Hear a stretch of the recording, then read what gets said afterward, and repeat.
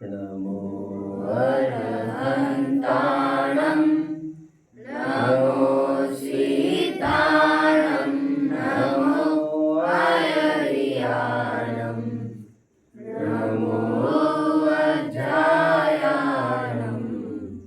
नमो लोहि सवसाहुं।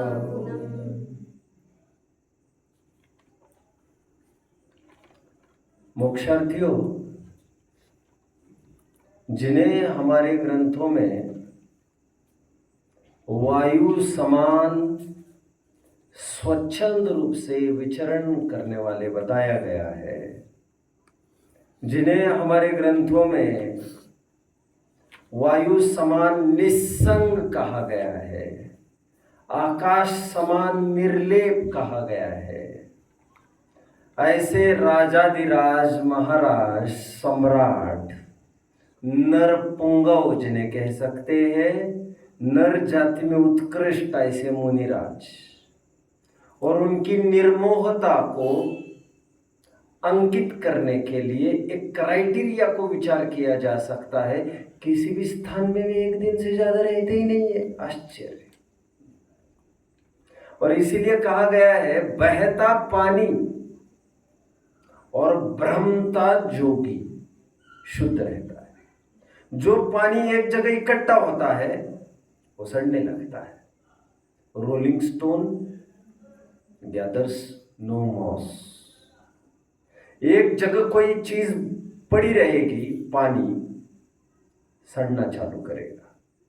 बहते पानी में कभी काई नहीं आती। समुद्र में कभी काई देखिए? हाँ, पानी जिसमें निरंतर उथल पुथल चलती हो, मूवमेंट चलता हो, मोबिलिटी हो, स्पिरिट हो, एक्टिविटी हो, सक्रियता हो, जान हो, उसमें कभी भी मॉस नहीं आ सकता, काई नहीं आ सकती।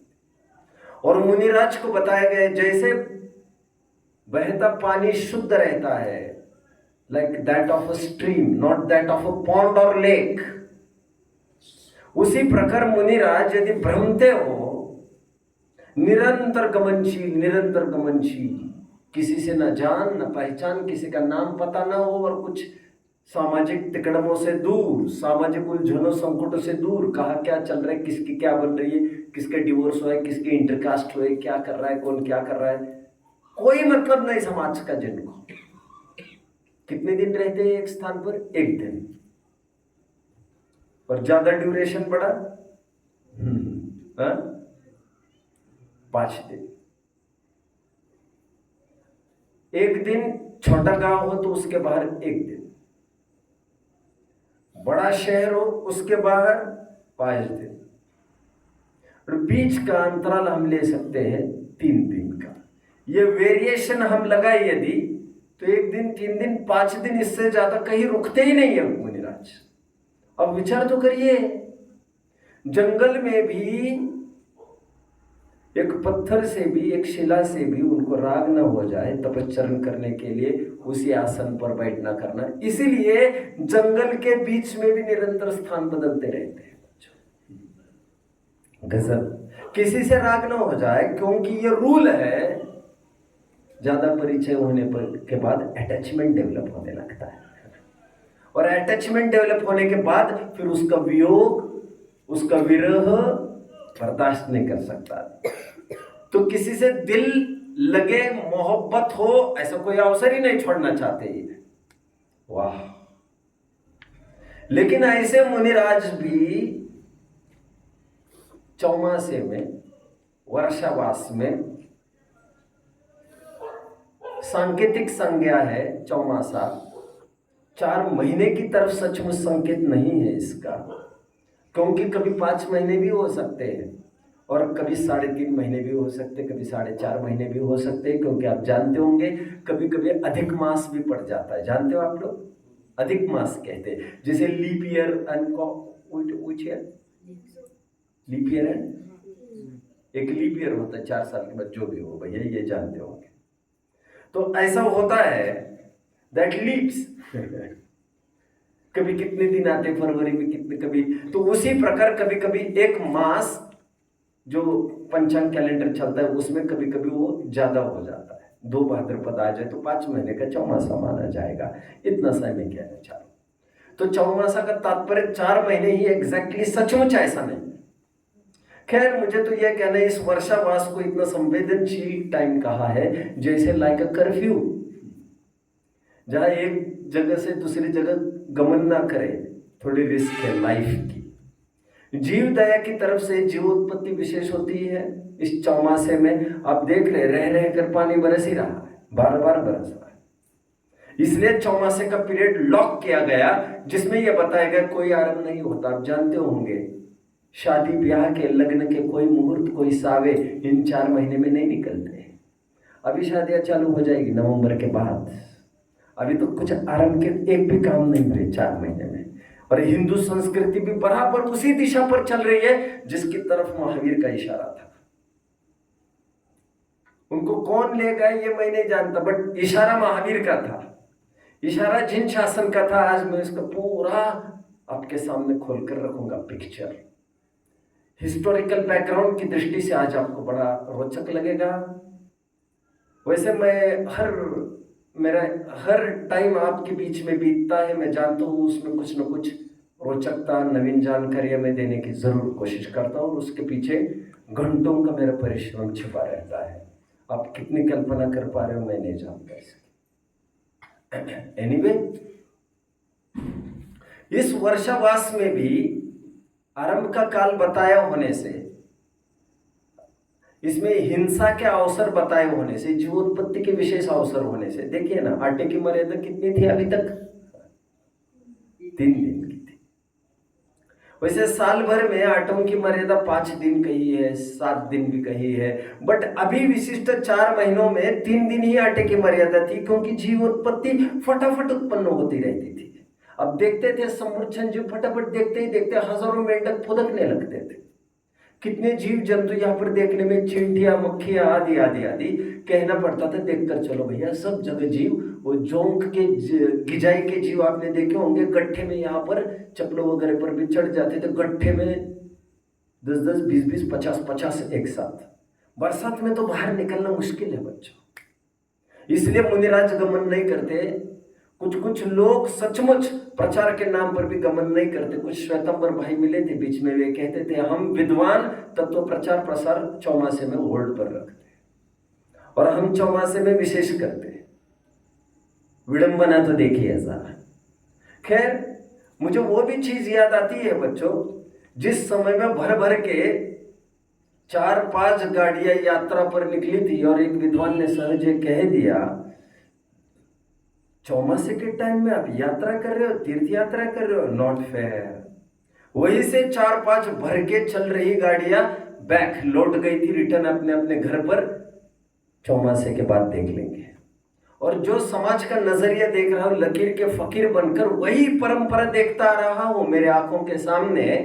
लगभग 10 लक्षण हो जाते हैं, लोग यात्राएं टूरिज्म चालू कर देते हैं, जबकि चौमासे में आपको भ्रमण नहीं करना चाहिए था।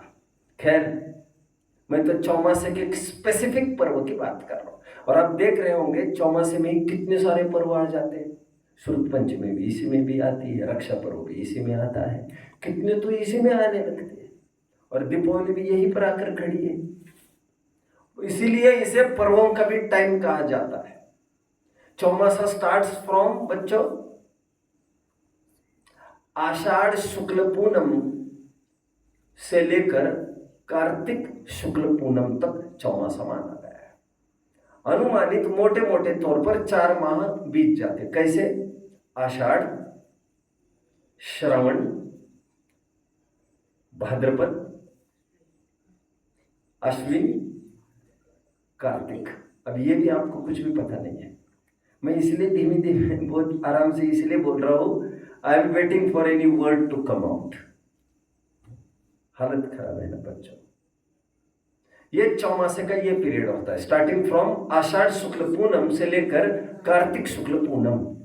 और आप देख रहे होंगे अभी कार्तिक कृष्णा अमावस्या हमारे सामने आकर खड़े होने वाली है, और उसके 15 दिन बाद तक भी चौमासा चलने वाला है। दीपावली के इस विशेष अवसर पर मैं एक आई ओपनिंग फैक्ट आपके सामने रखना चाहता हूं। अक्सर आप लोगों ने देखा होगा हमारे घरों में सामान के रख रखाव होते हैं, घर की अरेंजमेंट होता है, सामान बाहर निकलना, फिर से उसको सफाई करना अक्सर दीपावली के टाइम पर होता है। लोग घर में पेंटिंग करते हैं, अक्सर दीपावली के टाइम में करते हैं। कितने जन ने इसे नोट किया है? आप में से कोई यहाँ पर बैठा है जिसके घर में अभी पेंटिंग चल रही हो? अपडेट किसी ने दिया हो? अपडेट ले रहे हैं? एक हाथ ऊपर आ ही गया, मेरा अंदर चुकेगा नहीं। और यदि आप लोग घर पर फोन करके स्पेशली पेंटिंग का पूछेंगे तो इसमें से 2-3 और निकलेंगे ही निकलेंगे, 3-4 कम से कम निकलेंगे। विशेष सावधानी ये रखनी चाहिए थी। हमारे अड़ोस पड़ोसी क्या करते इससे मतलब नहीं, चलते हुए ट्रेंड के साथ हम फ्रेंड नहीं हो सकते, क्योंकि हम लकीर के फकीर नहीं हो सकते। ये आराम का टाइम है, ये चौमासे के बाद ही घर में जो साफ सफाई करनी है, पेंटिंग का भी कोई विकल्प है। चौमासे के बीच में आपको ये सब नहीं करना चाहिए, ऊपरी सुपरी काम ही करने चाहिए, अथवा चौमासा प्रारंभ होने के पूर्व ये सब कर चुके होने चाहिए थे आपको। तो पहली चलती आ रही एक ड्रॉबैक को मैंने उजागर किया। सेकंड बात को योग निरोध के जरिए, सेकंड पॉइंट, योग निरोध के जरिए मैंने अलग से सेशन लेकर उसे 10-15 मिनट में आपके सामने रखी दी थी बात, कुछ 2-3 दिन पहले। कितने जन को याद आ रहा है योग निरोध के बारे में? ठीक है। तीसरी महत्वपूर्ण बात को उठा रहा हूं, मुझे कितना टाइम लगेगा इसमें मैं कह नहीं सकता। तीसरी महत्वपूर्ण बात यह है बच्चों, इसमें लोग लक्ष्मी पूजन और गणेश पूजन की मैं विशेष बात अभी उठाऊंगा। आज मैं आपको रूबरू करा देता हूं सत्यता से। जैसे पद्मावती की चर्चा सुनकर प्रवचनोपरांत आप में से 90% ने ये कन्फेस किया, बाहर ये बयां किया कि आपके घर पद्मावती को पूजा जाता है। 95% ही होगा, एक आधी होगा जिसके घर नहीं पूजा जाता है पद्मावती को। और मुझे खुशी ये तब हुई जब अरविंद भैया ने तुरंत स्वयं ही कहा, बाद में इसीलिए इनिशिएट हुई बात, मैं घर पर जाकर ये वीडियो जरूर दिखाऊंगा। तो मैंने उनको और एक बात कही, तो यदि आपको पद्मावती का अभाव करना हो पूजने का, तो उसके लिए ये वीडियो इज नॉट कंप्लीट। उसके लिए मैंने और कुछ सर्च करने के लिए उसे भी सुन लेना चाहिए, क्योंकि पद्मावती नाम की बस मैंने चर्चा की उस दिन ना। पद्मावती की अपूज्यता को लेकर यदि मुझे बात करनी होती तो और 1 आधा घंटा मुझे बोलना पड़ता, और वो मैं अन्यत्र बोल चुका हूँ काफी। तो मुझे खुशी होती है आप लोगों में सुधार के उम्मीदें मुझे दिखाई दे रही है। और आज भी मैं जो बोलूंगा, मैं उम्मीद करता हूँ, आशा करता हूँ आपसे कि सत्यता की मशाल आप लेके आगे दौड़ते रहेंगे, और आपके मार्ग में आने वाले आपके माता पिता, परिवारजन, घर वाले, अड़ोसी पड़ोसी, समाज वाले, इनको भी आप प्रकाशित करते रहेंगे, ये मार्ग दिखाते रहेंगे। लक्ष्मी पूजन की आज चर्चा कर लेते बच्चों थोड़ी। लोग लक्ष्मी की इसलिए पूजा करते हैं, अब मैं ज्यादा समय खपाना नहीं चाहता इसमें फिजूल बातों में, क्योंकि घर में बरकत हो। जबकि हम साफ साफ देखते हैं यहाँ पर लक्ष्मी की पूजन चल रही है और तुम्हारी तिजोरी फोड़ी जा रही, खोली जा रही। सर्वाधिक चोरियां इसी दिन होती है बच्चों, तिजोरियां फोड़ी जाती है। और आश्चर्य की बात यह है, लक्ष्मी को पूजा जाता है, उस लक्ष्मी का कोई एग्जिस्टेंस है भी नहीं वैसे। और जो लक्ष्मी के फोटो बेच रहा है आदमी, तुमने लक्ष्मी क्यों स्थापित की? घर में बरकत होती है। अरे यदि घर में बरकत होती लक्ष्मी को रखने से, जो 10-20 रुपए में फोटो दुकानदार ने बेची है तुम्हें, 10-50-100 रुपए में जो मूर्ति बेची है, फिर वो दुकानदार अपनी ही दुकान में रखता तो ही महफूज होता। ये धंधा काय के लिए करता था? वो तुम्हें 10-20 रुपए में पकड़ा रहा है। तुम इतने मूर्ख बन रहे हो यार इस व्यापारी जगत में, तुम्हें इतना भी समझ में नहीं आ रहा है। और लोग तो इतने मूर्ख है, लोग कहते हैं इसका लाइट चालू करो, लक्ष्मी आने का टाइम है। जबकि आपको पता होना चाहिए, वे मानते हैं लक्ष्मी का वाहन उल्लू को मानते हैं। किसको? उल्लू को। अभी तुम्हें पट्टे बनना हो तो हम क्या कर सकते हैं? और उल्लू आप जानते हो उजाले का और उल्लू का, आप लाइट चालू रखेंगे तो उल्लू घुसेगा क्या तुम्हारे घर में? क्या है यार, तुम थोड़ा तो भी दिमाग चलाओ। और लोग तो यहां तक हद कर देते बच्चों, इस दिन फॉरेस्ट्स में ऑर्डर दी जाती है, इस दिन विशेष हंटिंग होती है उल्लुओं की, क्योंकि इस दिन उल्लुओं की शिकार की जाती है। दीपावली के दिन शुभ माना जाता है उल्लुओं को खत्म कर देना, बलि चढ़ाना। इसलिए जंगलों में इसके तस्करी खूब होती है। दीपावली के टाइम में सरकार खूब गश्त घुमाती है, खूब एड्स डालती है कि उल्लू की तस्करी नहीं होगी। और उल्लू को केवल बलि इसलिए चढ़ाना चाहते हैं, देखो मूर्ख भारत में ये सब होता है, क्योंकि उल्लू को खत्म करेंगे तो लक्ष्मी एक जगह स्थिर हो जाएगी तो हमारे घर में रह जाएगी। अरे हमारे वाहन को तुम लटका कर, तुम चाहते हो हम तुम्हारे ऊपर फिदा हो जाए, तुम बेवकूफ हो क्या? लेकिन लोगों की दिमाग तो हालत देखो। मैं ये सब बातें कहने के लिए नहीं बैठा हूँ, ये आप सर्च करते रहिए, देखते रहिए लोग में क्या चलता है, अड़ोस पड़ोसियों को देखते रहिए, भारत को देखिए, समझिए। मैं तो आपको ये बात कहना चाहता हूँ, लक्ष्मी का क्या तात्पर्य है? हमारे यहाँ लक्ष्मी देवी कोई व्यक्ति विशेष नहीं है, कोई सचेतन व्यक्ति नहीं है, कोई प्राणी नहीं है, वो जीव नहीं है कोई। तो लक्ष्मी क्या है मैं आपको बता देता हूं। लक्ष्मी शब्द बना है लक्ष्मः धातु से, लक्ष्म पर विसर्ग आएगा। क्या कहते हैं उसको, डबल डॉट को विसर्ग। लक्ष्मः धातु से बना लक्ष्मी, और लक्ष्म धातु है ना, अब किसी भी डिक्शनरी में ढूंढ सकते बच्चों।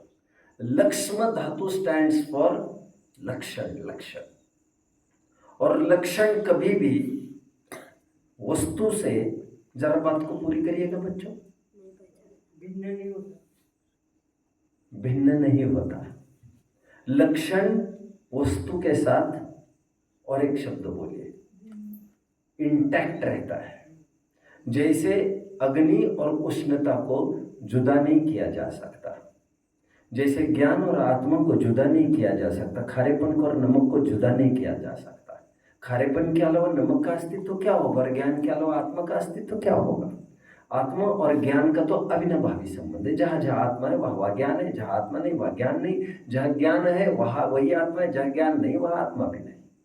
दुतरफी अविनाभावी संबंध, इनका नित्य तादात्म्य संबंध है, क्योंकि यह लक्षण है। लक्षण वस्तु से भिन्न कभी नहीं हुआ करता। जीव का लक्षण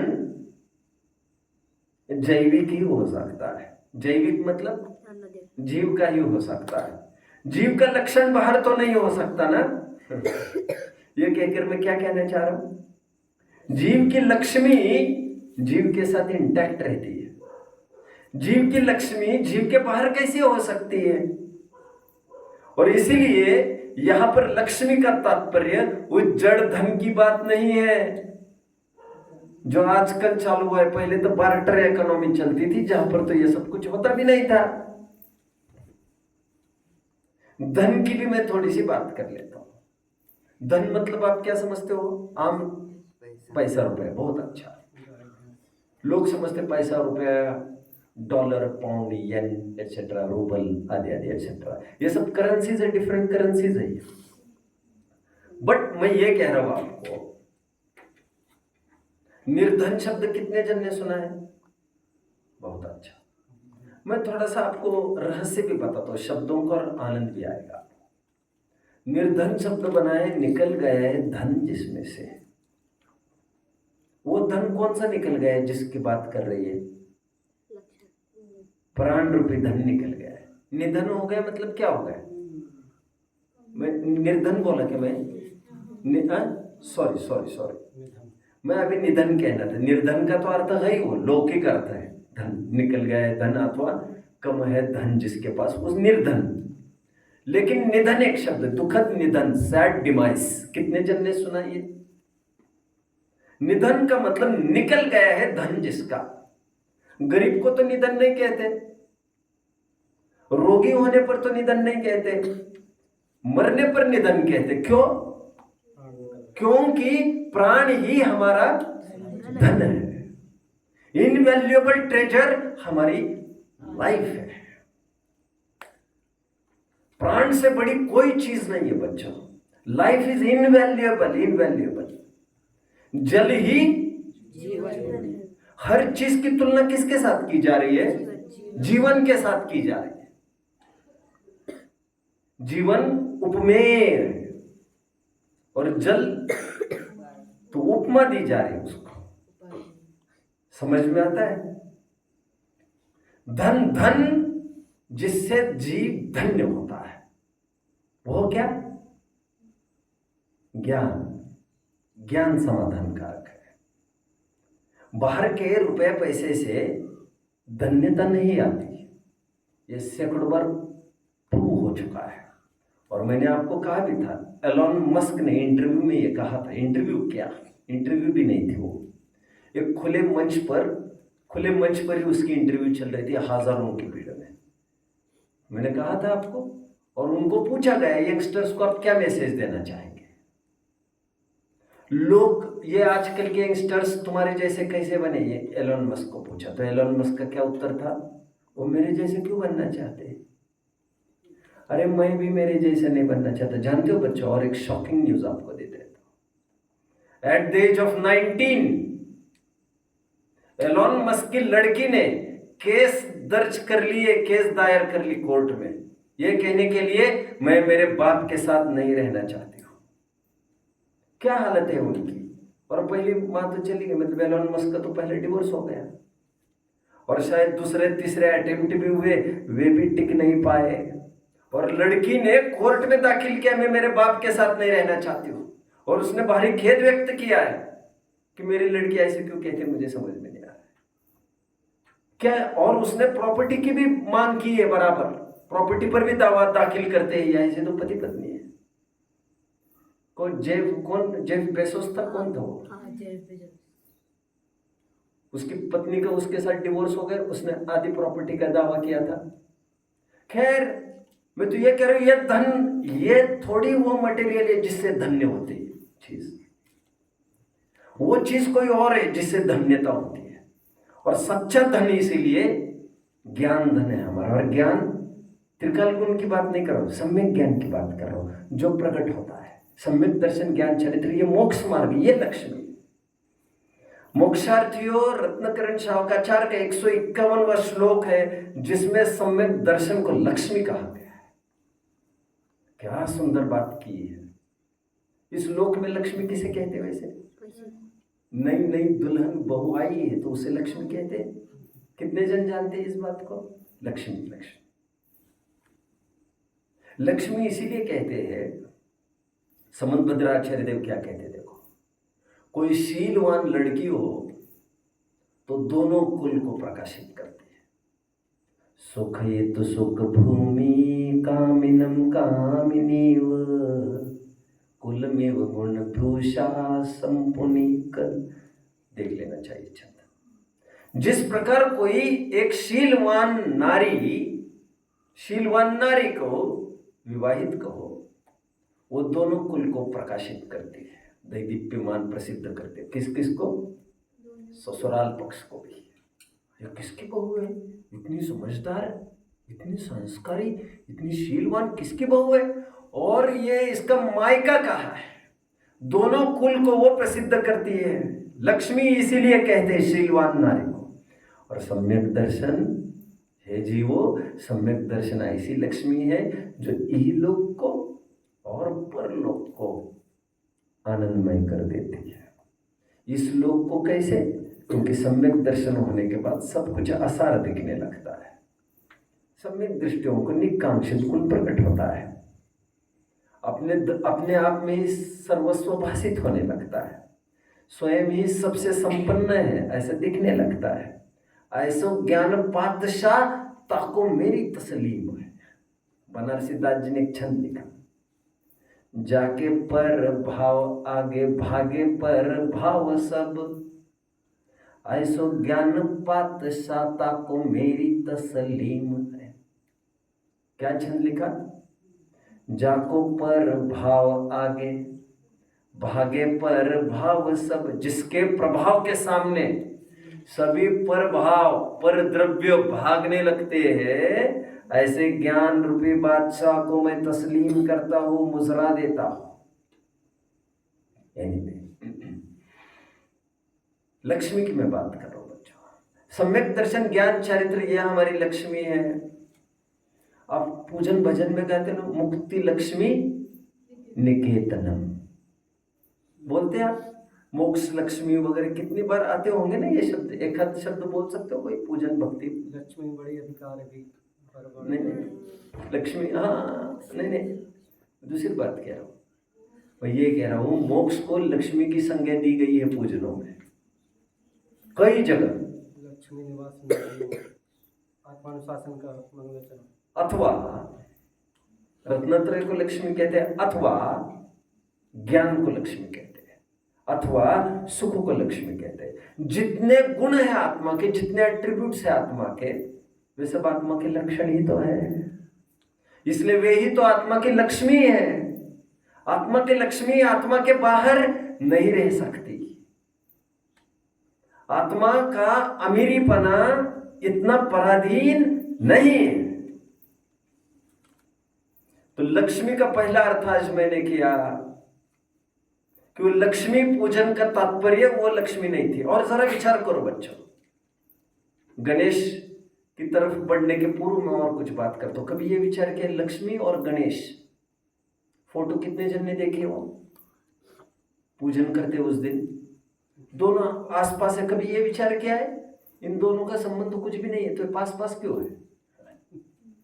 हैरानी इस बात की है, लोग कहते राम वनवास से लौट आए इस दिन, और पूजन तो उनकी होती भी नहीं है। पूजन तो लक्ष्मी और गणेश जी की हो रही है यहाँ पर। जरा विचार किया, जिनका आपस में कोई रिलेशन ही नहीं उनको क्यों पूजा जा रहा है? क्या है रिलेशन इनका? और यहां पर बच्चों गणपति मतलब क्या और लक्ष्मी मतलब क्या, यह समझने में भूल करी समाज ने। और यदि आपकी समझ सही हो तो वाकई में इस दिन लक्ष्मी की भी पूजन करनी चाहिए और गणपति की भी। गणपति क्या है ये मैं बाद में बताऊंगा, अभी बता रहा हूं। 15 मिनट बाद फिर लक्ष्मी और गणपति के रिलेशन की ओर मैं बढ़ लूंगा। अभी चलते हैं गणपति की ओर। अभी तक मैंने क्या कहने की कोशिश की लक्ष्मी के बारे में? क्या कौन बताएगा 2 लाइन्स में? एक नास्ति परक और एक अस्ति परक। कौन बताएगा? Lakshmi is not that so called lady. धन बरसाने वाली जो खड़ी है वो लक्ष्मी की बात नहीं है यहां पर। एक, क्योंकि ऐसी कुछ लक्ष्मी होती भी नहीं है। और दूसरी बात, लक्ष्मी क्या है फिर? लक्ष्मी हमारी संपदा, ज्ञान दर्शन चारित्र वीर्य सुख, यह हमारी लक्ष्मी। मोक्ष हमारा स्वरूप है, मोक्ष हमारी लक्ष्मी है। सम्यक दर्शन ज्ञान चारित्र हमारी लक्ष्मी है। उसके नहीं होने से जीव दरिद्री होता है। इसलिए चलते फिरते मुर्दे समान कहा उस जीव को जिसे सम्यक दर्शन नहीं है। आगे अब जानते थे सिकंदर जा रहा था सेना को लेकर, और सिकंदर लोभी था। आप जानते पैसा लूटपाट करने के लिए यहां पर भी आया था। बच्चों एक एक डेड बॉडीज भी, गड़ी हुई डेड बॉडीज भी खुदवाता था वो। क्यों? क्योंकि पहले एक ट्रेंड होता था, डेड बॉडी के साथ साथ एक सिक्का भी गाड़ दिया जाता था, तो उसको लगता था वो सिक्का भी मिल जाए। इतना तो लोभी था। और सुनते हैं एक साधु को किसी ने आकर पैसा दे दिया। साधु मतलब हमारे साधु तो होने का सवाल भी नहीं है। तो साधु को पता चले ये सिकंदर है, ये राजा, ये जा रहा है, तो उसने सिक्का फेंका तो सीधा उसके माथे पर जा गिरा। ऐसी किंवदंती आती है। सब सेना रख गई, किसकी मजाल है, किसकी दम है, ये कौन है?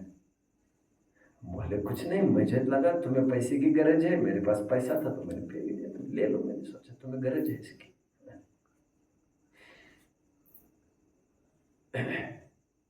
मैं क्यों कह रहा हूं इतना सारा? हमारी लक्ष्मी अमीर कौन हुआ? वो साधु हुआ कि सिकंदर हुआ? साधु हुआ। मैं तुम्हें दे रहा हूं, ले लो, तुम खर्च करो। अमीरी हमारी समझ है, सम्यक दर्शन ज्ञान चरित्र है। ये लक्ष्मी की बात हुई। अभी गणेश की तरफ आइए बच्चों। आज तक गणेश के नाम पर वक्रतुंड की याद आती रही है, वक्रतुंड महाकाय की याद आती रही, सूर्यकोटि समप्रभ कहकर बड़ी सूंड वाला, गौर से देखना बाद में, एक टूटे दांत वाला, इसलिए कहा बाद में गौर से देखना। कभी देखा है एक दांत पूरा होता है, एक दांत टूटा हुआ होता है। बड़े कान वाला, बेली वाला, ये सब बेली वाला मतलब पेट निकला है। ऐसे ऐसे एक फिगरेटिव दिखाया जाता है। आज मैं पर्दाफाश करता हूँ, उससे पहले मैं बाबा साहेब अंबेडकर को जरूर याद करूंगा। मैं जानता हूं सच्चे कॉन्स्टिट्यूशन मेकर हमारे सर्वज्ञ परमात्मा है। सचमुच वो कॉन्स्टिट्यूशन को बनाते भी कहा है, वे कॉन्स्टिट्यूशन को कहते ही है। सच्चा संविधान जिन शासन में बताया गया है, दो द्रव्यों का कैसा संबंध है, और यदि ये नियम बाह्यता कर जाए तो कितनी मात्रा में कौन सी धारा कब लगेगी, इसका संविधान जैन शासन में लिखा है। तुमने ऐसा परिणाम किया तो उसका कौन सा कर्म बंधेगा, कौन सी प्रकृति का आश्रय होगा, कितना प्रदेश बंद होगा, कितनी स्थिति बंद होगी, कितना अनुभाग बंद होगा, कब उदय में आएगा और कब तुम यहां पर डिस्को करने लग जाओगे। डिस्को समझ में आता है? वो नाच नचाएगा फिर कर्म तुमको, फिर तुम्हें नानी फानी सब याद आ जाएगी।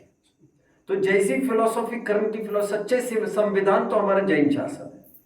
लेकिन जानते हो बाबा साहेब अम्बेडकर के 22 वोज आपको पढ़ लेने चाहिए फुर्सत में। आप पढ़ो बच्चों, खूब पढ़ो। आप अब ये मत सोचो अभी अम्बेडकर को पढ़कर क्या होगा, ये कौन सा एग्जाम में आने वाला। 22 वोज मतलब क्या होता है भैया? 22 प्रतिज्ञाएं उनकी है, उसमें पहली प्रतिज्ञा पढ़ लेना चाहिए। खुलकर समाज के सामने बोला तो उन्होंने शंकर, पार्वती, गणपति, दुर्गा एटसेट्रा एटसेट्रा, इनको हम बिल्कुल नहीं मानते हैं। मैं मानता हूं, स्ट्रांगली प्रोक्लेम करता हूं, उन्होंने साफ साफ लिखा है। मैं प्रोक्लेम करता हूं, घोषणा करता हूं इस बात की कि हिंदू के जितने देवी देवता हैं वे सब काल्पनिक हैं। बच्चों जागो, बच्चों जागो जागो जागो। हम तो बड़ी धरोहर वाले हैं, हम तो जैन हैं यार। Ambedkar was not a Jain. और उन्होंने कहा हिंदुओं की सबसे बड़ी दिक्कत यह है कि उनके भगवान अवतारवादी है। They believe in incarnation of God. अभी ये इसका अवतार लेके आएंगे, अभी इसका कछुए का अवतार लेके आएंगे, अभी चूहे का अवतार लेके आएंगे, अभी इसका अवतार। अरे क्या नौटंकी, अरे क्या नौटंकियां चल रही तुम्हारे। व्हाट फॉर, ये नाटक क्यों चल रहा है तुम्हारा? कड़काई से निषेध के आपको जरूर पढ़ना चाहिए इसको। वो गणपति वगैरह कभी कभी कभी इनके आइडल्स को कभी नहीं माना उन्होंने, इसको इनकी मूर्तियों को कभी नहीं माना। आपको थोड़ी देर के लिए लगेगा जैसे मुसलमान लोग बूत परस्त हुआ करते थे, वैसे ही आदमी बूत परस्त दिख रहा है, लेकिन टोटली वैज्ञानिक थे। मैं कहता हूं वे कहते थे सब काल्पनिक है और मनगढ़ंत है, इनकी रियलिटी में कोई एग्जिस्ट ही नहीं करते हैं। शंकर है, नागली है, हाउ फनी यार, हाउ फनी। क्या कपड़े पहने हैं, क्या अटायर है यार तुम्हारा, क्या है ये सब, और पास में कौन है, it's funny funny. Baba Saheb Ambedkar को मैंने पहले कोट किया और अभी गणपति के अभिमीमांसा चालू कर रहा हूं। वैसे इसीलिए मैंने कहा कि अम्बेडकर जी भी बिल्कुल नहीं मानते थे इनको। मैं ये नहीं जानता अभी जो अम्बेडकर के फॉलोअर्स हैं वे कैसे एग्जिस्ट करते समाज में, वे कैसे, उनका क्या, लेकिन अंबेडकर के बताए रास्ते पर चलना मुझे तो भारी ऐसा लग रहा है। मतलब उनके फॉलोअर्स भी कितने चलते होंगे दैट इज डाउटफुल। कितने मुझे समझ रहे हैं जो किसी के मतलब देहरी नहीं चढ़ते होंगे, मंदिरों में नहीं जाते होंगे, मुश्किल है समझना था। मानना पड़ेगा जो वास्तव में उनके कहे मार्ग पर चल रहा हो। एनीवे, अब मैं थोड़ी सी गणपति की बात करता हूँ बच्चों, आपको सुनकर बड़ा ताज्जुब होगा। हम क्या समझते गणपति कितने किन के देव है दर्शन भाई? गणपति किन के देव है समझते हैं हम? कौन सी जाति के? हिंदुओं के समझते हैं। हिंदू मतलब आर्य समाज वाले। मैं कुछ आधार दूंगा, फटाफट फटाफट कोड भी करना है आपको। मैं बड़ी मेहनत करता हूँ बच्चों इसके लिए, तो अब बनी बनाई मेहनत को फटाफट फटाफट नोट करने की आदत डालते रहे। मैं देखता हूँ कुछ कुछ लोग हालांकि ध्यान से तो सुनते हैं मुझे सभी जन, इसका तो मैं आपको बड़ा आदर करता हूँ, बड़ी भक्ति है मुझे आपके, बड़ा बहुमान है आपके जिन शासन के समर्पणता के प्रति। But even then you should try noting. Arya Samaj के ये माने जाते हैं गणपति, राइट? बट मैं पहला आधार आपको देता हूं आज। डॉक्टर रामधारी सिंह दिनकर, कितने जन ने नाम सुना है? अरे वाह, आपने कैसे सुना है बच्चों? आपको कुछ है पोएम? क्या है, कौन सी पोएम है? दीवारों की। हाँ, मुझे तो पहले से छोड़िए मत दिनकर कवि को, याद कर लीजिए, रख लीजिए। बड़े जैनिज्म में भी खूब आस्था रखते थे दिनकर कवि। जब प्रसंग पड़ेगा तो मैं बताऊंगा। इनकी पार्लियामेंट तक भी पहुंचती। डॉक्टर रामधारी सिंह दिनकर ने पुस्तक लिखे बच्चों, भारतीय संस्कृति के 4 अध्याय। उसमें उन्होंने साफ लिखा है आर्य समाजी गणपति गणेश जी का अस्तित्व नहीं मानते थे। पॉइंट 1। पॉइंट 2, डॉक्टर संपूर्णानंद जी हुए, बहुत बड़े फिलोसोफर हुए हैं। उनका साफ कहना है गणेश जी आर्येतर संस्कृति के भगवान थे। मतलब ये दोनों एक मत है, एक मत से ये सिद्ध कर रहे दोनों हिंदू के, हिंदुओं के नहीं है ये। आगे बढ़ रहा हूं। वैसे मैंने कई दफे ये तर्क दे चुका हूं तीसरा पॉइंट का। बच्चों, हिंदुओं में पहले प्रतिमाएं मानी ही नहीं जाती थी, उनके मंदिर हुआ ही नहीं करते थे। पहले जितने भी प्राचीन खुदवाई में मूर्तियां मिलती है, किसकी मिलती है? जैन ही मूर्ति मिलती है। और 500-600 वर्ष पहले जो भी मिलेगा आपको आंख मीच कर, वो जैन प्रतिमाएं मिलेगी। और हो सकता है 200 साल पहले की कोई इन काल्पनिक देवी देवताओं को भी मिले तो मुझे आश्चर्य नहीं है। बट बेसिकली वे ही कहते उनकी कोई प्रतिमाएं नहीं हुआ करती थी, ना मंदिर हुआ करते थे। इनकी केवल हुआ करती थी यज्ञशालाएं, जहां पर केवल होम हवन करके लाखों की तादाद में बलियां चढ़ाई जाती थी। रोजाना 10-20 जन को बलि पर चढ़ाया जाता था। और इसी से वे मानते थे अग्नि मुखा वही देवा, या अग्नि में जो जो झोंका जाएगा उसका निर्वाण हो रहा है। तो कहना पड़ा साहित्यिकों को, यदि तुम बकरियों का निर्वाण ही कर रहे हो, बकरों का, तो तुम्हारे बच्चों को झोंको ना, फिर उसमें जाने दो ना, तुम्हारे बच्चों को, तुम्हारी बीवी को जाने दो ना पहले मोक्ष को, तब जाकर थोड़ी ठिकाने आने लग गए। मैं गणपति की बात कर रहा हूं। इसलिए पहले प्रतिमा आपको कभी यह देखने में नहीं मिलेगा 2000 वर्ष पहले की गणपति की प्रतिमा। चैलेंज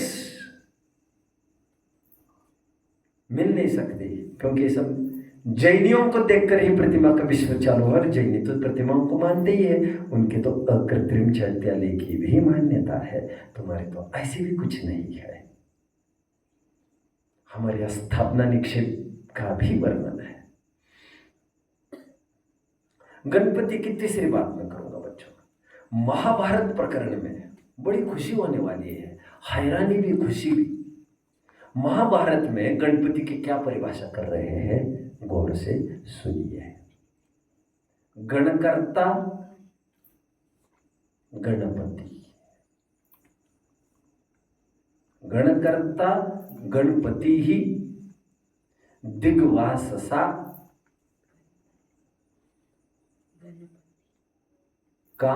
दिग्वाससा काम एवच। इसका अर्थ करूंगा मैं। क्या कह रहे हैं ये कह रहे हैं जो गण के करता है। गण मतलब बच्चों गणतंत्र, काही एक पर्यायवाची शब्द लोकतंत्र.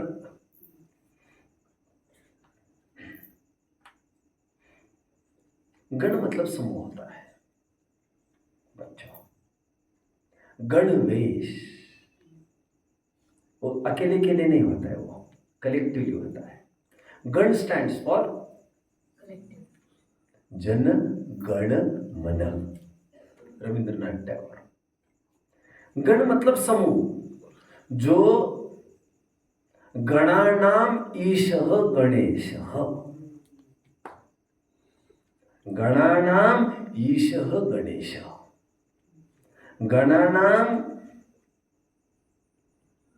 10 दिशानाम 12 सभानाम ईशः गणेशः. 12 सभानाम ईशः गणेशः. जो 12 कोट का ईश्वर है उसे कहते हैं गणेश. खैर, महाभारत में क्या अर्थ कर रहे थे? गणकर्ता, समूह के कर्ता, लीडर, गणपति. आगे वर्ड देखिए बच्चों, लिखा है दिग्वास साहा, दिशाए ही जिनका वस्त्र है. मेरे पास आप आइए अकेले में, मैं आपको इतने अधर दिखाऊंगा, आप तो हैरान हो जाएंगे देख देख कर. और मैं सब देख कर आया हूं, जिसमें से मैं ज्यादा नहीं बता रहा हूं आपको. ज्यादा नहीं बता रहा भाई, इतने आकर भी तो चाहिए मुझे, इतना टाइम भी तो चाहिए. दिग्वाससा कहकर दिशा ही जिनके वस्त्र है. दिगंबर प्रूढ़ बच्चों, प्रूढ़. दिग्वाससा काम एवच, जो सर्वांग सुंदर है. ये बहुत इंपॉर्टेंट वर्ड है, इसे नोट करना जरूरी हो गया. क्या क्या इंपॉर्टेंट हो गया इसमें बच्चों, कोई बताएगा सर? क्या इंपॉर्टेंट है इसमें? काम का अर्थ क्या लिया? सर्वांग सुंदर, लाइक कामदेव. सर्वांग सुंदर होते ही ये गणधर्म. क्या कहना चाहते, कोई बताएगा मुझे? इसमें से क्या रहस्य खुल रहा है? ऐसा क्या हो रहा है जितना में पंडित जी को क्या हो गया जो इतना ऐसा ऐसा कर रहे हैं? बोलो. ऐसे सूंड जैसा नहीं होता. राइट. तुम जो पेट टेढ़ा टेढ़ा दिखा रहे हो, कान कुछ ऐसे दिखा, अरे भूमियों में होता है ऐसा. बॉडी एक सिमेट्रिकल होती है महापुरुषों की. सभी शलाका पुरुषों के शरीर का आकार समचतुरस्र संस्थान कहा गया है बच्चों. एकदम सिमेट्रिकल बॉडी, जैसे भगवान को होता है ना. अब देख रहे हैं, कोई जिम का आदमी भी होगा, बॉडी बिल्डिंग करता होगा, ऐसा नहीं मिलेगा आपको इतना सिमेट्रिकल. Never never never. यही सिमेट्रिकल है. एनीवे, सर्वांग सुंदर कहकर कहना चाहते हैं, वो वक्रतुंड वगैरह दिखाते हैं, ये कल्पना झूठी है. मुझे टाइम मिलेगा तो मैं आज पूरी बात भी करूंगा, लेकिन 1 घंटा कम पड़ेगा. आपको अच्छा तो लगेगा सब. खैर, और एक ग्रंथ पढ़ रहा था मैं, मेदिनी शब्दकोश, डिक्शनरी है हिंदुओं की. आधार कौन सा नंबर का आधार है ये? 4 लिख रहे क्या? मैं 5th बोल रहा हूँ वैसे. ठीक है, 4 लिख लीजिए आप. मैंने एक बीच में ये डाल दिया था कि मूर्तियां उनकी हुआ नहीं करती थी. एक्चुअली वो बात कही थी मैंने, तो उसमें ऐसे 5-6 पॉइंट बन जाएगा. मेदिनी शब्दकोश में गणपति का अर्थ सर्च कर लेना चाहिए बच्चों.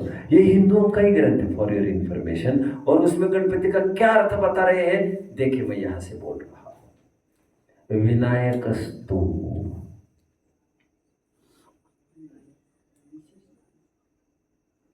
गणपति,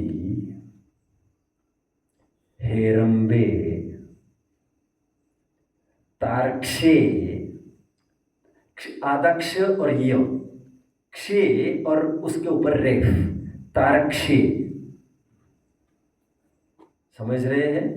हेरंबे, तारक्षे, विघ्न, जिन गुरौ, जिने गुरौ, जिसका अर्थ ये किया गया है बच्चों. बोलिए. विनायकस्तु, गणपति, हेरंबे, तारक्षे, विघ्न जिनो गुरु। इसका अर्थ यह होता है बच्चों, जो विशेष रूप से नायकत्व करता है, विशेष रूप से नायक विनायक। दूसरा अर्थ इसमें छिपा है, जो नत है विनयवान है। और आपने देखा होगा, मैं रेफर किसकी तरफ कर रहा हूं बच्चों? गणपति मतलब कितने जन समझ रहे हैं? गणधर गणधर, समोशरण के गणधर। आपने गणधर को देखा है बच्चों? यहाँ के समोशरण मंदिर में कौन कितनी बार गया है? एक आध बार गए हैं सभी?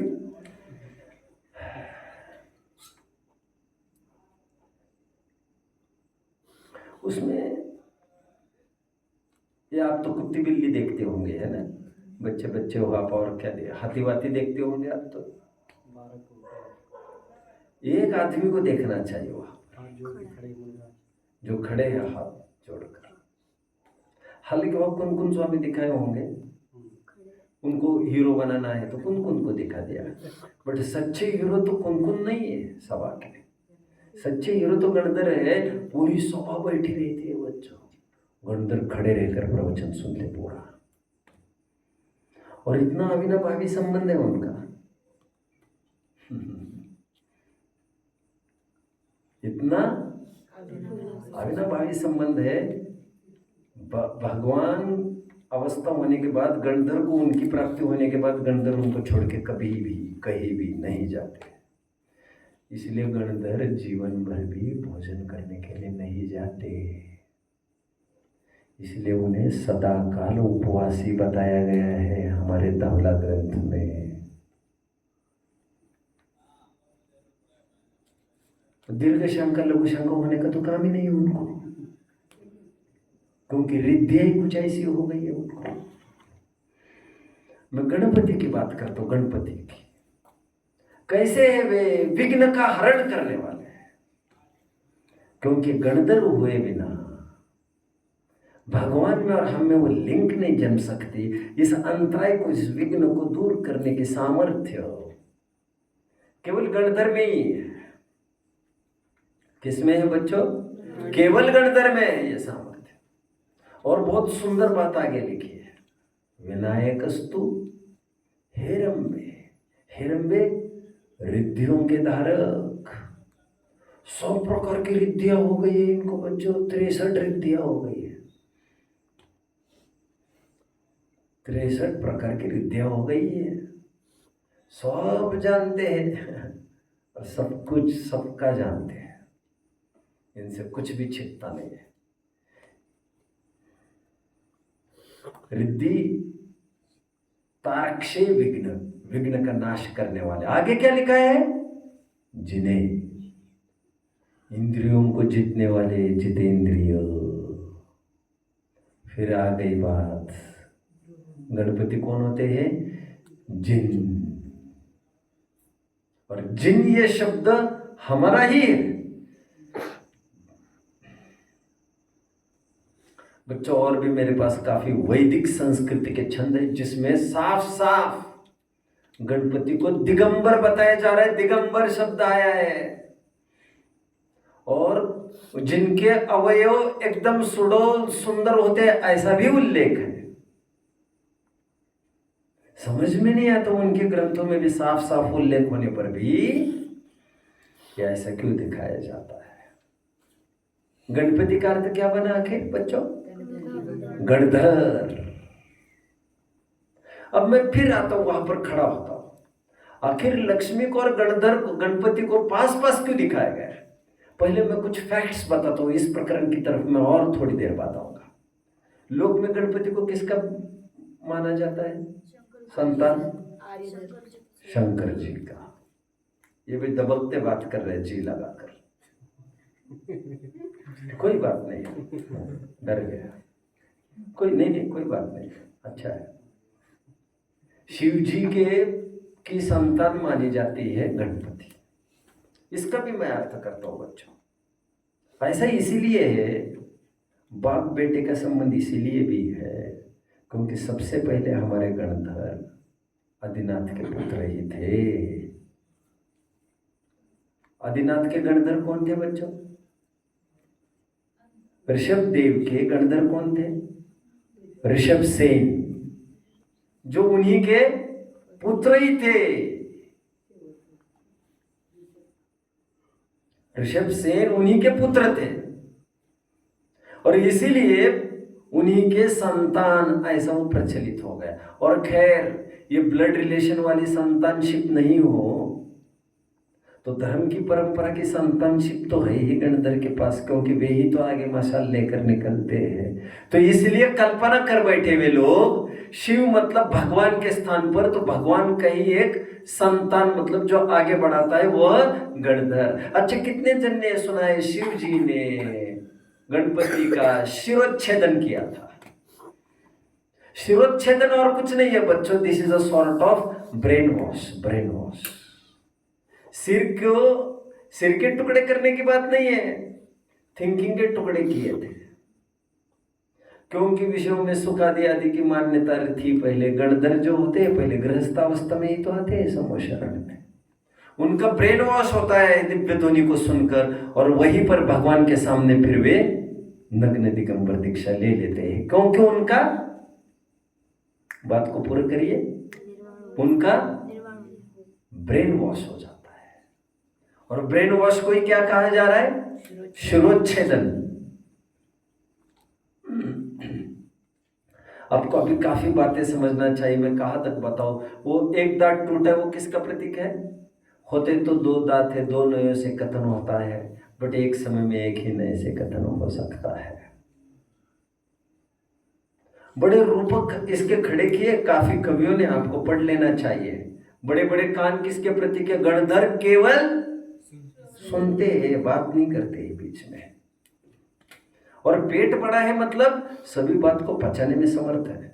हम तो कुछ भी तो नहीं पचा पाते। हमने 10 बार का सोम, किसी को बताना नहीं है ये बात।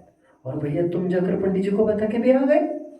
हमारा जब तय हो गया था, हम सब यही याद कर लेंगे लघु जैन सिद्धांत प्रवेशिका, लेकिन पंडित जी को अभी नहीं बताएंगे, क्योंकि नहीं तो नया होमवर्क दे देंगे वे छुट्टी में करने को। और तुम जाकर बता के भी आ गए। हे दोस्ती, हम कभी नहीं छोड़ेंगे। तुम तो ऐसे कैसे कर लिया यार?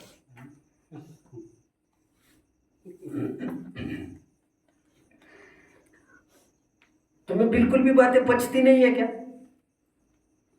पेट बड़ा होने का मतलब जिसको सभी बातें पाचन की क्षमता हो, उसका पेटा बहुत बड़ा है।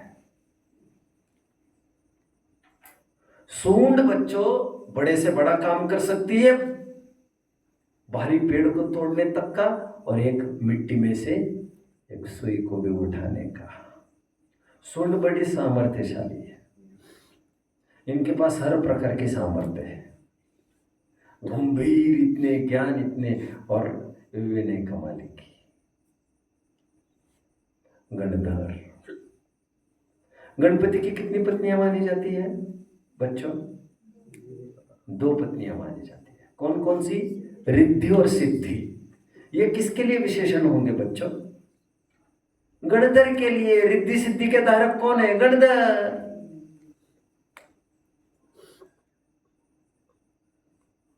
ये लड्डू, ये फल का प्रतीक है, मोक्ष फल का प्रतीक है, बिल्कुल उनके सामने है। उनको अनुभूति का फल प्रकट हो गया है। चूहा रूपी अज्ञानी लोभी जीव डायरेक्ट उसको हस्तगत करना चाहता है। आशा रूपी प्राणी, आशा इच्छाएं के रूप में चूहा है, इसलिए उन्होंने चूहे को ही अधीन करके उसको वाहन बना लिया है। अब देख लेना इसको। खैर, इतनी सब बातों का निष्कर्ष एक बच्चों, केवल एक। बोलो, गणपति के नाम पर और कोई नहीं। हमारे ग्रंथों में और उनके भी ग्रंथों में गणपति को दिगंबर बताया है, जिन बताया गया है, और वह गणधर ही है हमारे। अच्छा, अभी फिर लौट कर आते हैं उस फोटो पर। गणेश जी की और लक्ष्मी जी की फोटो क्यों होती है? चलो इस बात को भी सुन लीजिए बच्चों, क्योंकि दीपावली सचमुच एक नहीं आ रही है, दीपावली 2 आ रही है। और एक ही दिन 2 दीपावली होती है, जानते हो आप लोग? कार्तिक कृष्ण अमावस्या के सुबह एक दीपावली होगी, और उसी दिन शाम को एक दीपावली होगी। तात्पर्य इतना ही है, सुबह महावीर को निर्वाण की प्राप्ति हुई, उसकी दीपावली, और उसी दिन शाम को उन्हीं के गणधर इंद्रभूति को केवल ज्ञान की प्राप्ति हुई थी। दीप से दीप जल उठा। देशना की परंपरा हैसललेस, अनइंटरप्टेड, अबाधित रूप से चलती रही, अनुबद्धता बनी रही, इसलिए इनको कहते हैं अनुबद्ध केवली। कितने जन समझ रहे हैं बच्चों? मुझे बहुत अच्छा, बहुत अच्छा।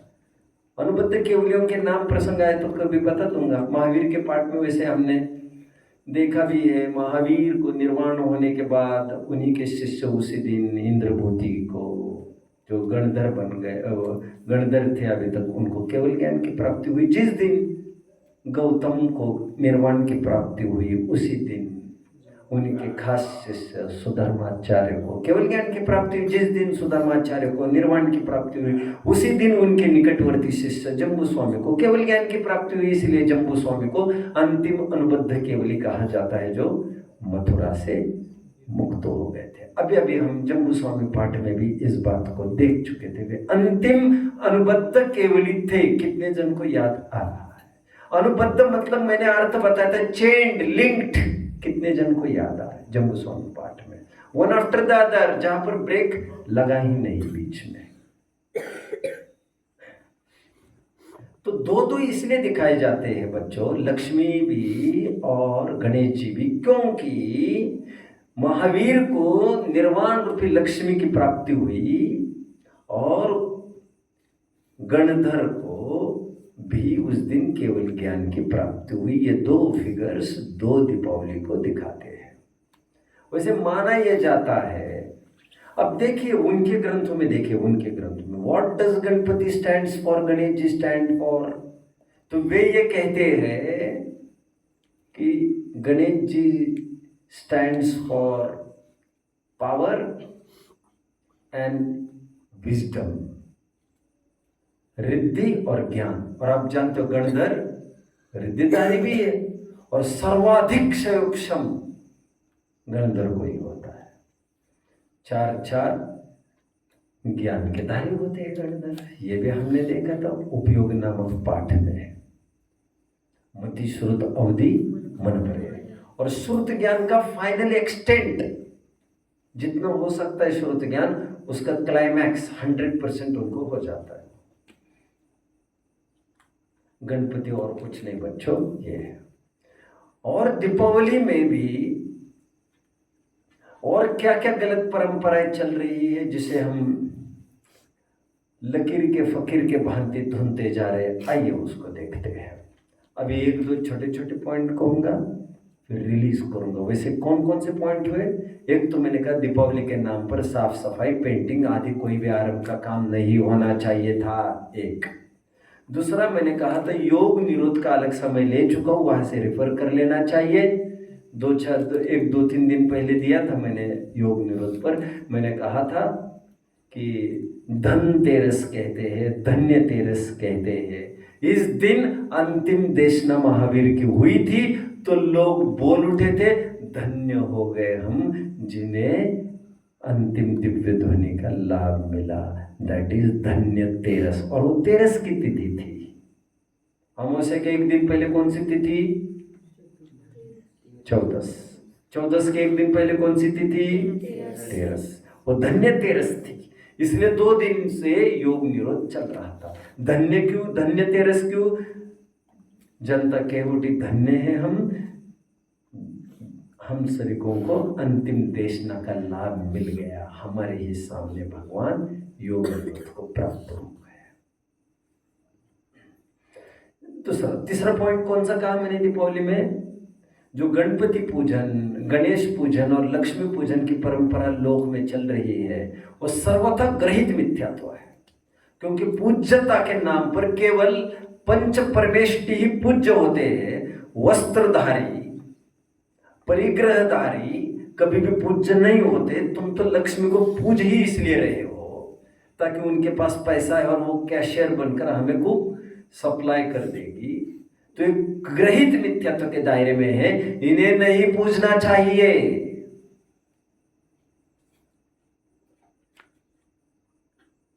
एक म्यान में दो तलवारें रखी नहीं जा सकती है। अभी अंतिम कुछ पॉइंट्स कहना चाहता हूँ, उसे सुनिए। कुछ कुछ लोग पूजन की तैयारी के लिए दीपावली के पूजन के 1 दिन पहले, 2 दिन पहले, 3 दिन पहले बच्चों गोले वगैरह चढ़ाते हैं ना लोग, गोले, हाँ या ना, समझ रहे हैं मेरी बात को? निर्वाण लाडू के रूप में जो भी करते हैं। कहा है लाडू वाडू का क्या काम है भैया इसमें? फिर भी लोग गोले वोले चढ़ाते, मैंने ये देखा है बच्चों, बड़ी क्वांटिटी में रात रात भर ये काम चलता रहता है। कितने जनों ने आंखों से देखा है? 1 दिन पहले, 2 दिन पहले दीपावली के वो नारियल को गोलों का छिलके वगैरह हटाते हैं ना, तो रात में तो और लोग समझते हैं हम बड़ी भक्ति कर रहे हैं, और रातों रात चलता रहता है ये काम। मंगलायतन में बच्चों पहले 500 गोले चढ़ते थे। कितने? 500, इतना बड़ा। फिर पवन जी है, बड़े दूरदृष्टा समझदार व्यक्ति है, उनसे मेरी कई मुद्दों पर बातें चलती थी। जैसे उन्हें ये मैंने ज्ञान में लाया, उन्होंने अभी अभी इन 4-5 सालों में 500 गोले, मतलब बहुत बड़ा हो जाता था।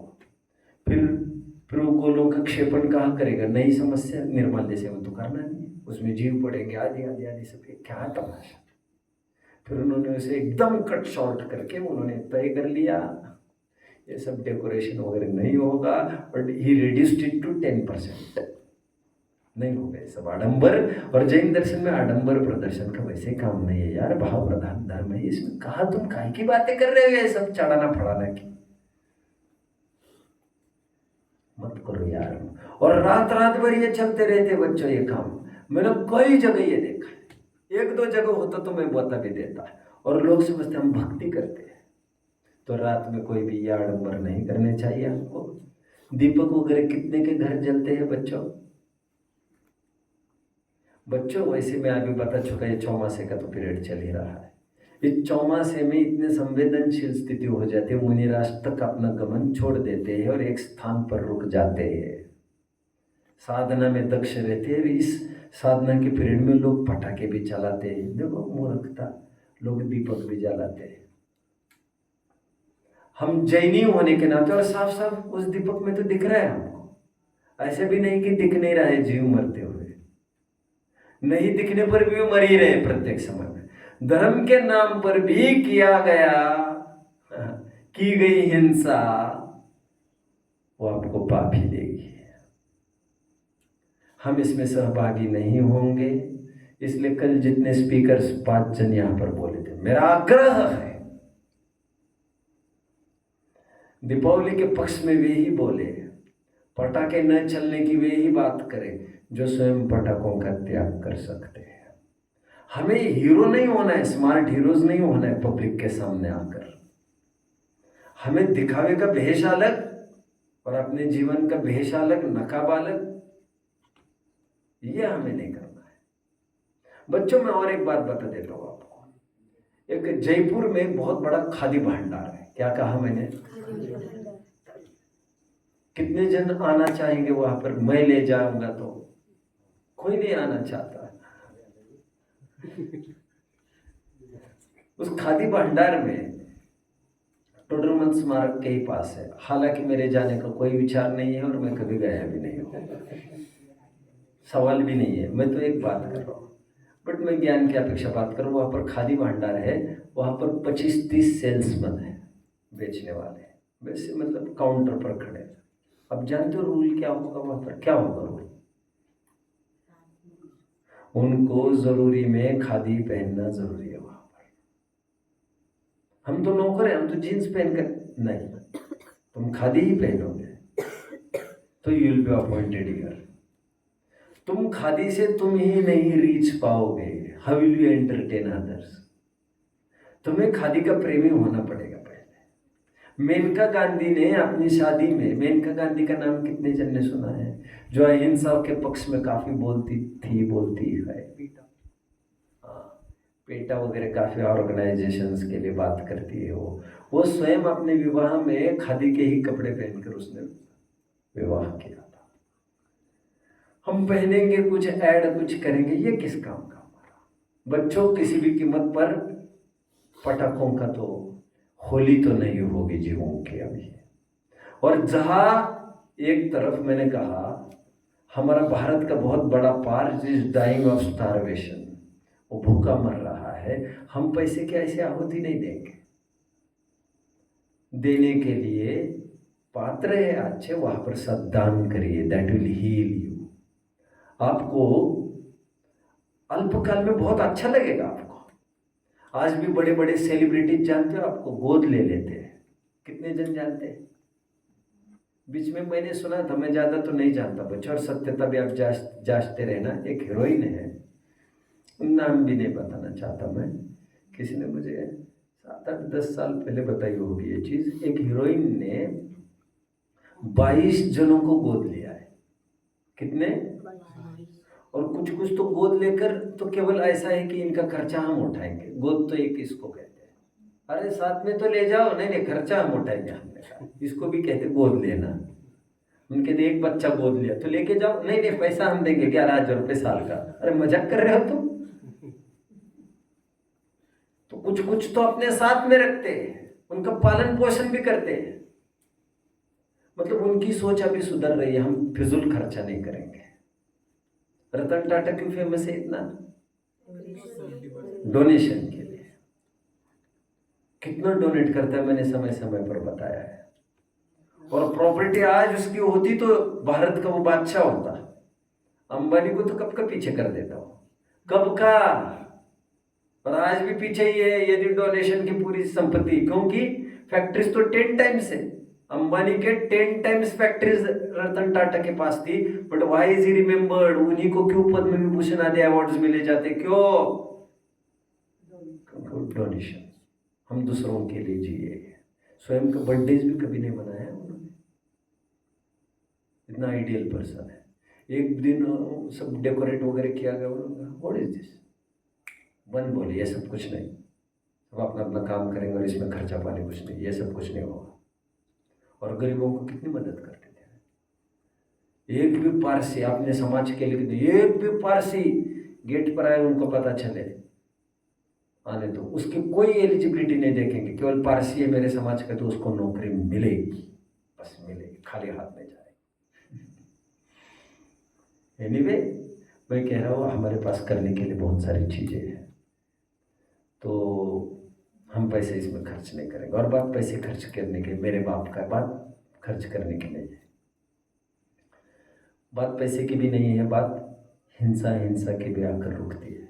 हम जैन हैं, अभी आप घर पर जाएंगे, आज अपना अंतिम सेशन है तो मिलेगा हाथ कह दो, आप घर पर जाइए, आप कुछ आयोजन बनाइए, वहाँ पर कुछ प्रवचनों का, पाठशालाओं का, जो पोस्टर्स बना सकते हैं, जो सॉफ्ट बोर्ड्स पर कुछ कर सकते हो, पेंटिंग्स करिए, कुछ स्केचेस बनाइए। पेंटिंग्स के बहुत पक्ष में नहीं, उसमें हिंसा होती है इसलिए मैं तो नहीं कह सकता, लेकिन कुछ स्केचेस बना सकते हैं, किस प्रकार समोशरण की सभा बना सकते हैं, महावीर के बाद का अनुबद्ध केवली की श्रृंखला बना सकते हैं, इसके बाद ये हुए।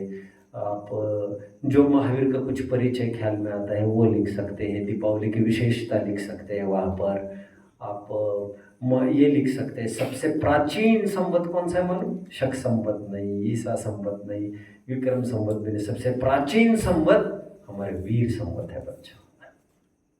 महावीर की प्राचीनता भी सिद्ध होती है इसमें। अब जो भी कुछ लिख सकते हो दीपावली के बारे में, सॉफ्ट बोर्ड पर चिपका दीजिए, कोई क्लासेस ले लीजिए, कुछ जो आप कर सकते हैं करिए।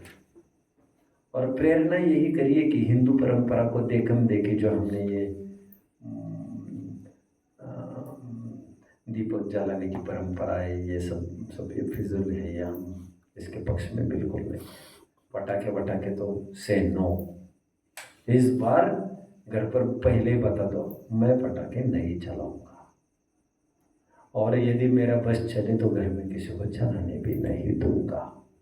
ये पैसा हम कहीं अच्छी जगह डाल देंगे।